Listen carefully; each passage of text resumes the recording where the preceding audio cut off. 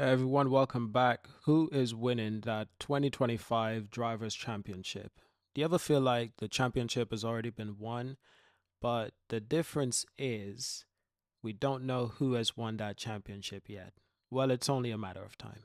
It is really only a matter of time before we know who's won that championship. We do know who's going into the season as the season's favorite, as the FIA favorites. There's no doubt about that. We know that there are certain drivers on the grid who are being favored by the FIA. We know that there are certain drivers on the grid who they would prefer to win the championship. We know that there are certain drivers on the grid who they would definitely prefer not to win that championship. So it begs the question, like, who's going to win that championship? Who could win that championship? A lot of the conversation right now is surrounded aiming towards Lando Norris. He's getting a lot of the support right now. Leading up to testing, especially after testing, looking at the way that McLaren looks stable. It looks fast. It looks glued onto the track even at high speeds. It's looking good. I would say McLaren certainly has the advantage in car. Who has the advantage in driver? Well, it's clearly Ferrari and Red Bull. Now, can Verstappen do the same thing he did last year? Can he do it?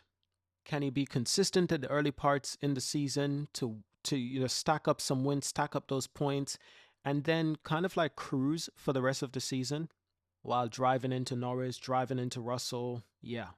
Can he do that to win a fifth championship? The difference is, of course, last year's Red Bull was dominant, especially at the start of the season. And people like to say it wasn't the fastest car of the season. No, it was. And for one, they were cheating. Let's not forget about that little allegation. Not a small allegation, but it's kind of been swept under the rug.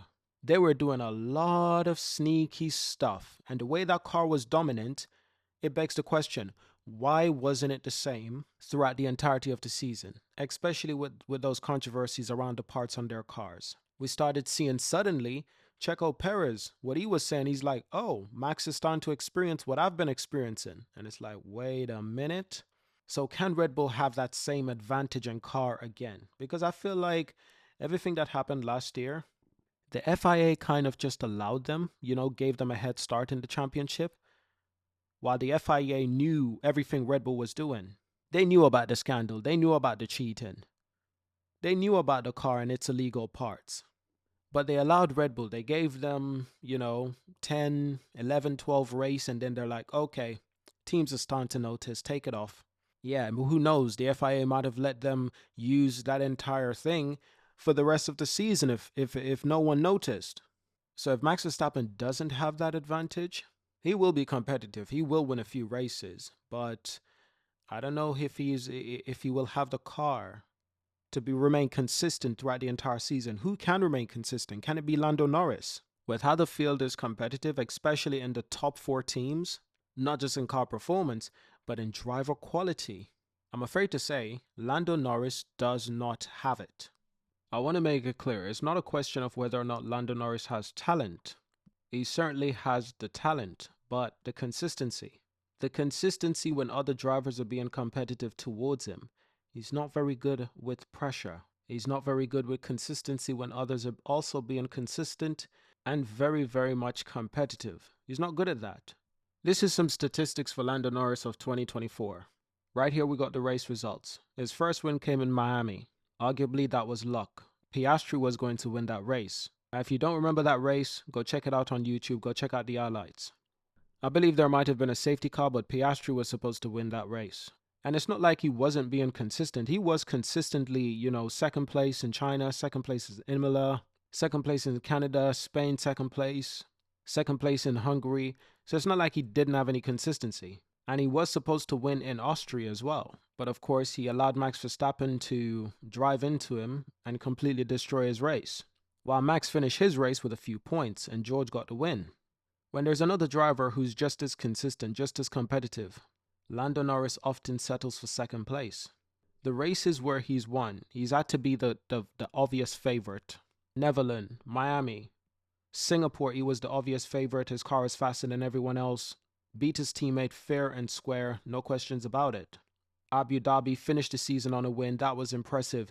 That was one of the times where it was rare to see him dealing with the competition from the Ferraris behind, having to drive the entire race without making any mistakes, making few mistakes, certainly giving him confidence in his ability.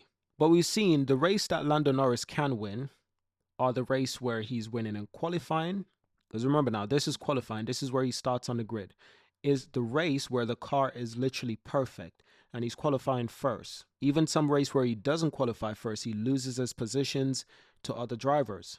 But the race that he does win are those races, but few of them, not all of them, few of them. Miami was the outlier where he won that race where he possibly shouldn't have. But again, that was luck due to the safety car. So could Norris win? I don't think he could beat the guy on the right or the guy on the left. That's the problem with Norris. Also, I don't think he could beat Leclerc or Russell. Not in a straight fight. Not when both drivers are being consistent. And unfortunately, the 2025 grid has all of these drivers and more. Kimi Antonelli and Oscar Piastri as well. Do not underestimate Oscar. We've seen what he was capable of doing. He should have won in Italy. But the strategy from Ferrari and Leclerc was immaculate. Hungary was supposed to be his first win without controversy, but McLaren had to try to play the hero. Now, Hamilton, on the other hand, you know this man is consistent when he wants to be. You know he gets better with the season. You know his age might be 40, but his racecraft is still impeccable. His racecraft is sometimes arguably the best on the grid, the cleanest on the grid, the most calculated, the most strategical on the grid. We've seen this man racing in equal machinery. He is very good at outclassing and outsmarting other drivers. And when you hear Lewis on the radio, you can tell he's out of breath. When he finished the race, he's sweating down everywhere. He's working extra hard to get everything out of that car, perfect every lap, 50, 60 laps, whatever it takes. And when Lewis is happy, when he's in the zone, and he is quite happy right now. And 2025, this is one of the years where he seems to be being more of himself, like he's allowed to be himself, to be Lewis Hamilton, to be who he's always wanted to be, the person whose people have always criticized. But this is one of those years where he is like, no, I'm just going to be me, and if you don't like it, that's your problem. And it seems like Ferrari, they want to support him being himself. That Lewis Hamilton should be feared, because that's when he's at his strongest, when he's happiest, when he's confident, and it's not very easy to knock him down. Rosberg used that strategy. When he knocked Lewis down, he would keep him there as long as possible. Drivers like Verstappen and Leclerc and Lando, they don't know how to do that. Russell could do that, but Russell could do that to any driver. People are still underestimating Russell.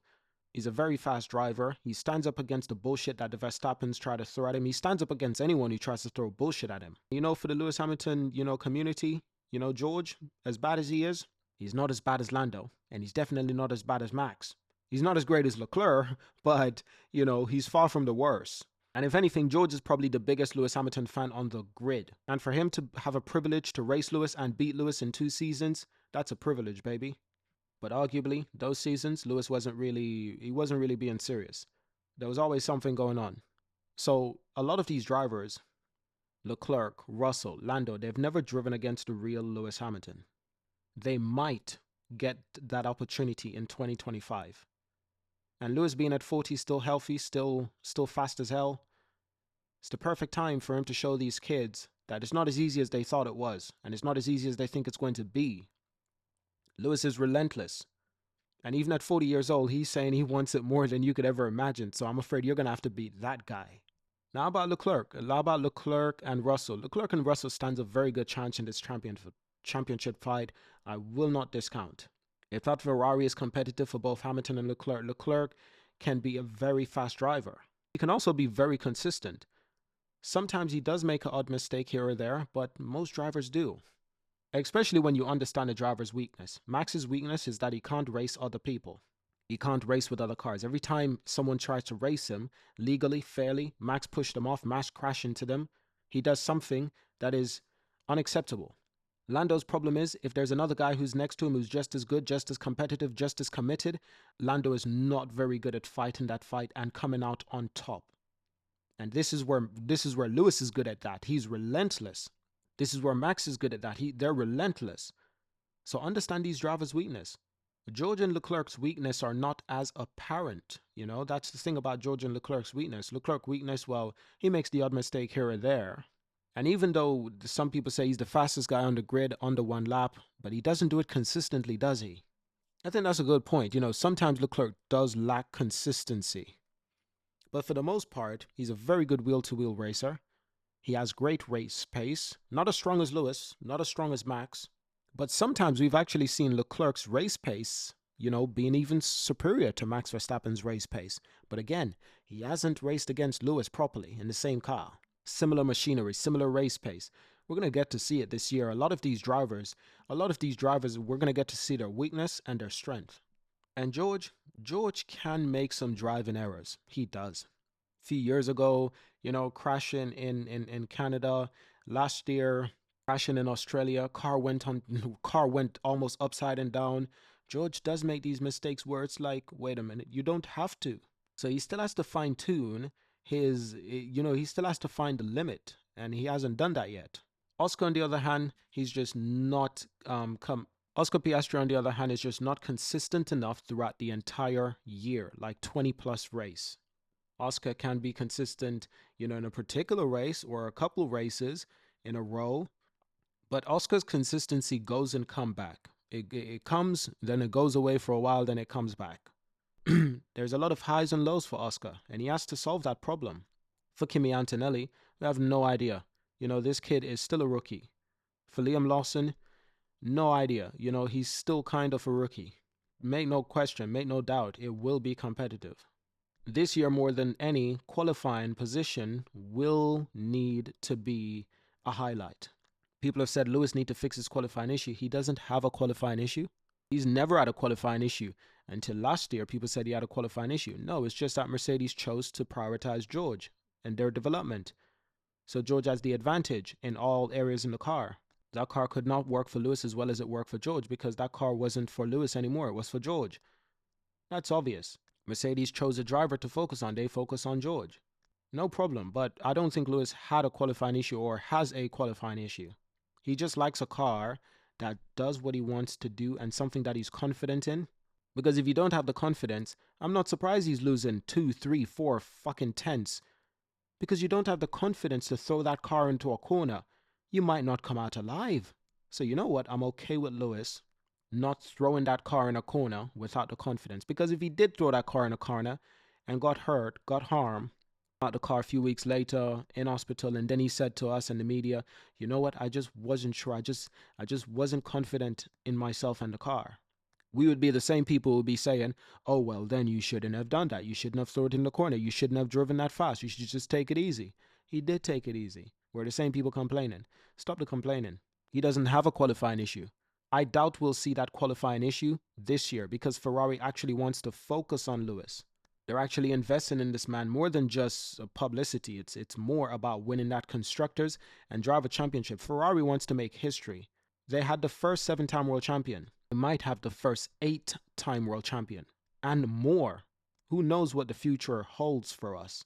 But I just wanted to, speak my mind. Who do you think, has the advantage in the 2025 Driver Championship? The Constructors Championship, I definitely think it is McLaren and Ferrari because of the driver's consistency and, I think if that Ferrari is anywhere close to being at the top, Ferrari win that Constructors Championship easy because the way Lewis and Charles are consistent and they're the best both driver in one single team pairing on the grid, no one else stands a chance when it comes to that Constructors. But who will win the championship? The Drivers' Championship? Who knows? My money is on Lewis. I told people early last year, I had to think to myself, wait a minute, this Ferrari is competitive sometimes.